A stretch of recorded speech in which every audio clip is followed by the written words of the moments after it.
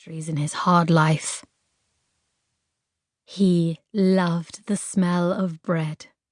In Bombay, he'd lived in a dusty warehouse behind a bakery, a far cry from Framji mansion, where I grew up among servants and bearers, with rows of banana, citrus, and papaya trees on Papa's shady estate. That gap between us shrank last September as our liner crawled through the Suez Canal onto Liverpool, then ploughed across the Atlantic.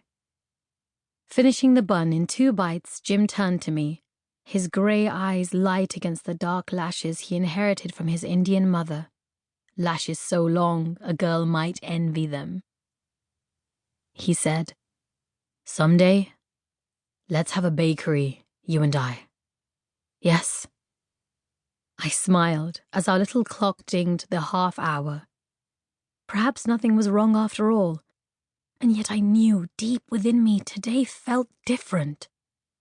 The texture of his words was careful, like someone saying goodbye.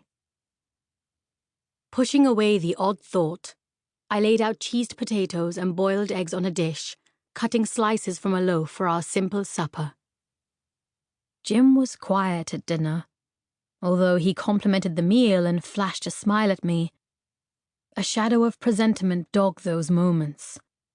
I wanted no storm to threaten my cozy apartment with Mama's soft yellow curtains at the windows and my father's gift, a burgundy Persian rug on the floor. After all the to-do with my parents and our Parsi brethren in Bombay, we were married. Surely we deserved some peace and quiet.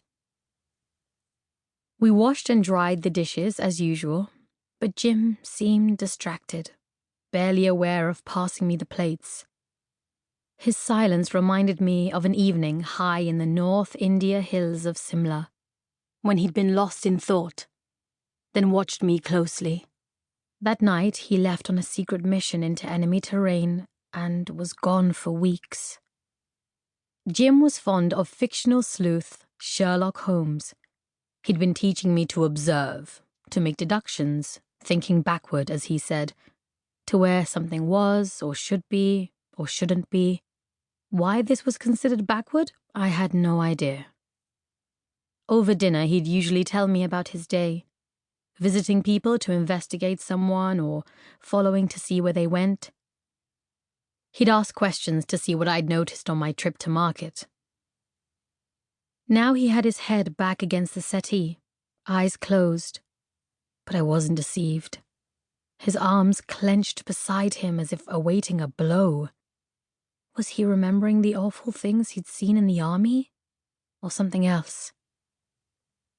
Captain Jim? That was what we called him when my brother Adi hired him last year. He smiled, opening his eyes. "Ah," he said. "You know." Heartened by his calm, I tucked my skirt under me and sat. "Something's happened." Instead of replying, he picked up the long, narrow parcel by the door and handed it to me. "A present, my sweet." "But my birthday's 2 weeks away," I protested, grinning nonetheless. He nodded at the package, so I unwound the string and peeled back newspaper to reveal a pretty blue parasol edged with ruffles. With a staff of metal, it lay heavy upon my lap. When I reached for the handle, Jim's hand clamped my arm. "Careful," he said, pointing it away from me and squeezing the handle. To my surprise, the tip retracted, revealing a sharp, shiny blade. Goodness! I was no fragile miss, fainting in a fit of vapors. One awful night last year, I'd killed a man. I had to. If I hadn't fired that shot, I'd have lost my dear Jim. The incident left him with a scar on his neck, one more gash to mark the progress of Captain Jim's life, for he was a soldier, and a good one. Yet when I fired, I could not have imagined how it would change us. It had already changed Jim's notion of me.